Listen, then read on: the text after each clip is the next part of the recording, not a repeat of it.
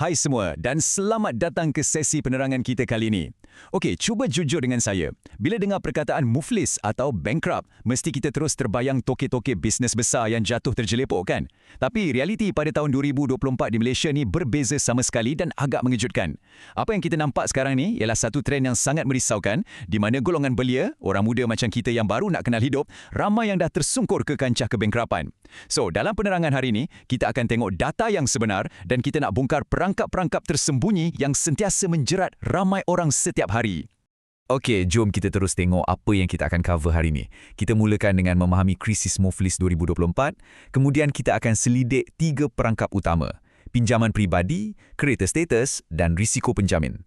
Lepas tu, jangan risau, kita akan bincang langkah konkret untuk anda lindungi diri anda daripada semua ni. Mari kita masuk ke bahagian pertama, iaitu krisis muflis 2024.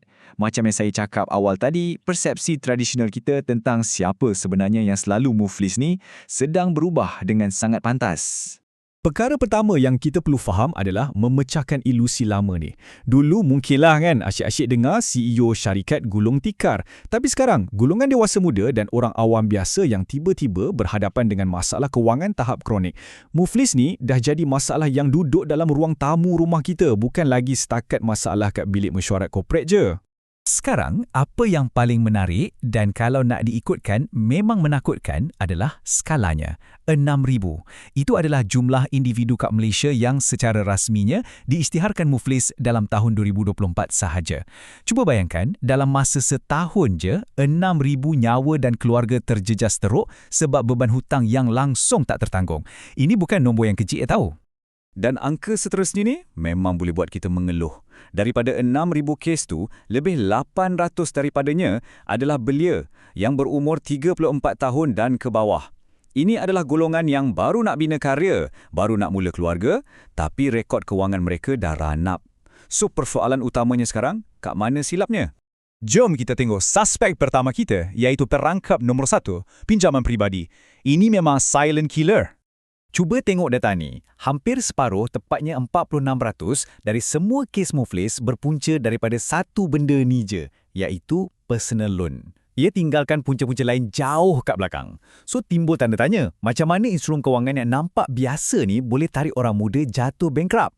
Kenapa pinjaman peribadi ni sangat bahaya? Pertama, proses kelulusan dia terlampau mudah. Hantar sikit dokumen, tup-tup tak sampai beberapa hari, duit dah masuk akaun. Kedua, limit pinjaman tu boleh pergi sampai 10 kali ganda gaji anda. Kalau gaji 3,000, tiba-tiba ada 30,000 tunai kat tangan. Dan masalah yang paling besar, duit ni selalunya dihabiskan untuk benda yang langsung tak bawa untung.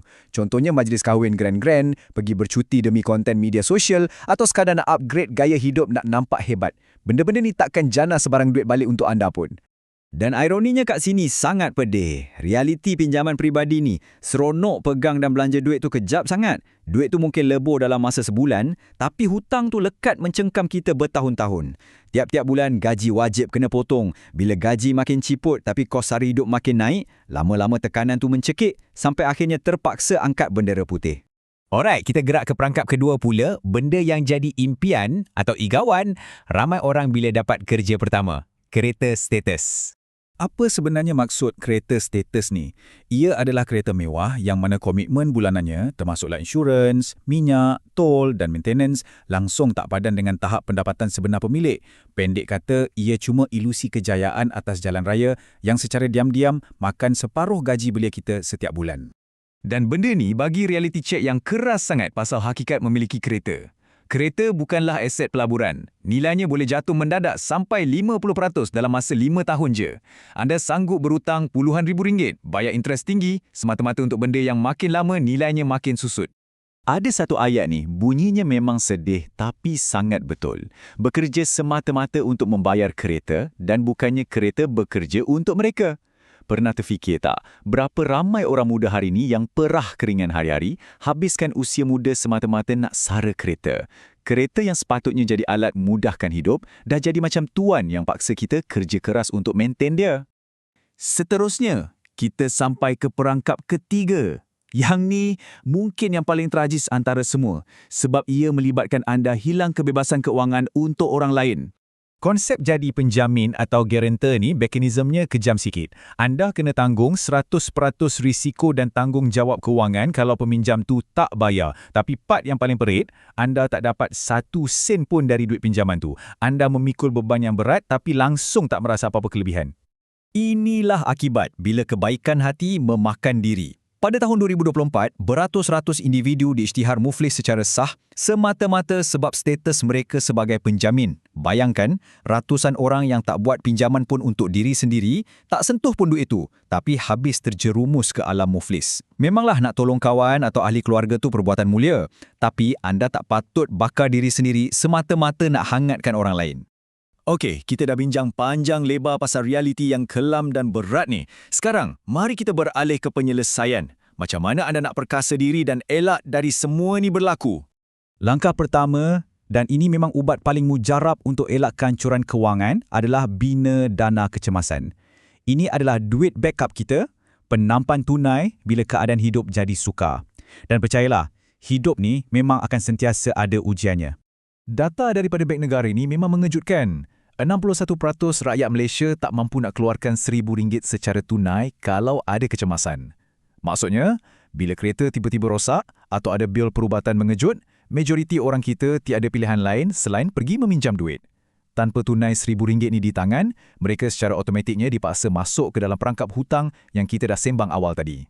Bila anda ada dana kecemasan ni, hidup anda akan berubah sepenuhnya dari fasa yang asyik panik kepada fasa tenang dan yakin. Ia bukan je boleh elak anda dari terjebak dengan hutang yang interestnya tinggi melangit, tapi ia pastikan anda kekal stabil walau apa pun situasi luar jangkaan yang datang melanda. Jadi, poin paling krusial di sini ialah kita perlukan satu cara yang pintar untuk bantu kita bina tabiat ni secara konsisten. Untuk mula kembangkan simpanan anda boleh guna alat pintar seperti MyASNB Ria. Ia adalah platform penasihat robo atau robo-advisor yang memang direka khas supaya semua orang boleh melabur dengan mudah dan bantu anda menyimpan duit secara automatik dan jauh lebih bijak. Mudah sangat kalau nak mula. Anda cuma perlu download aplikasi MyASNB Ria dekat peranti iOS, Android ataupun Huawei anda. Masa mendaftar tu, masukkan je kod rujukan SG5JFP ni. Bila anda guna kod ni, anda berpeluang dapat ganjaran promosi sebanyak RM20. Ia nampak macam kecil kan? Tapi ini sebenarnya adalah satu permulaan yang boleh mencetuskan tabiat kewangan yang sangat sihat untuk masa depan anda. Sebelum kita tamatkan, ini satu pesanan ringkas tapi penting. Apa yang kita sembang-sembang dalam penerangan hari ini hanyalah untuk maklumat umum ya, dan tak wajar dianggap sebagai nasihat kewangan rasmi. Anda sentiasa kena buat kajian anda sendiri sebelum buat sebarang keputusan yang melibatkan duit pelaburan anda. Tanggungjawab kewangan tu 100% di tangan anda. Kita dah selami macam-macam faktor hari ini. Dari isu pinjaman peribadi, gaya hidup, sampailah ke risiko jadi penjamin. Jadi, saya nak tinggalkan anda dengan satu persoalan terakhir ni. Pada pendapat anda, apakah sebab terbesar yang buatkan orang ramai muflis pada zaman sekarang? Adakah berpunca dari tekanan kos sara hidup yang menggila ataupun sebab budaya kita yang dah terbiasa berbelanja lebih daripada apa yang kita mampu? Cuba fikir-fikirkan dan renungkan tabiat anda sendiri. Jadikan ilmu dalam sesi hari ini sebagai titik perubahan. Terima kasih banyak kerana lepak bersama saya dalam penerangan kali ini dan teruskan belajar.